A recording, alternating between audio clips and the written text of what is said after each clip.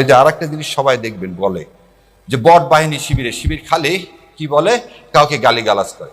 এটা একদম খুব পরিষ্কার করে খালেদ মহিউদ্দিনকে বলে দিচ্ছি। দেখেন, আমাকে পুরস্কার ঘোষণা করছে, আমাকে মেরে ফেলে দেওয়া হলে 30 লাখ টাকা দেওয়া হবে। এটা কিন্তু খালেদ মহিউদ্দিনরা বলেন না।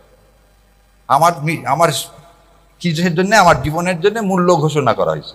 তাই আমি বলছি আমার মূল্য তো আল্লাহ নির্ধারণ করে দিচ্ছে, তোমাদের তো দরকার নেই, এবং টাকা লাগলে আসো আমি দিয়ে দিচ্ছি। সো এই জিনিসটা, এই যে বট বাহিনী, এগুলো আমাদের জন্য এটা থাকবে। যারা ইসলামকে এখন সবসময় মনে রাখতে হবে, যে অ্যাঙ্গেলেই কথা বলুক, সবার একটা সমস্যা আছে। আমি এক টক শোতে বলছিলাম, ইসলামের নাম শুনলে আপনাদের মধ্যে চুলকায়, আর উনি খুব খেপে গিয়েছিলেন যে চুলকায় শব্দটা ওইভাবে বলা উচিত হয়নি। ইসলাম সম্পর্কে একটা অ্যালার্জি আছে। কেন অ্যালার্জি আছে? ইসলাম হলে তো দুর্নীতি করতে পারবেন না। প্রথম জিনিসটা কি, ইসলাম হলে আপনি তো দুর্নীতি করতে পারবেন না। ইসলাম হলে অন্যের হক নষ্ট করতে পারবেন না। ইসলাম হলে 72 থেকে 75 সালে বাংলাদেশের কোনো সম্ভ্রান্ত পরিবারের মেয়েরা স্কুল কলেজে যেতে পারেনি। আর ইসলাম প্রতিষ্ঠা হলে একটা মেয়ে রাত 12টা হোক 1টা হোক যখন যাবে, আমাদের কোনো বোনের দিকে কেউ ফিরেও তাকাবে না। এই সমাজ কি ইন্ডিয়া প্রতিষ্ঠিত করতে দিতে চায় না। আমরা কি হক চাই?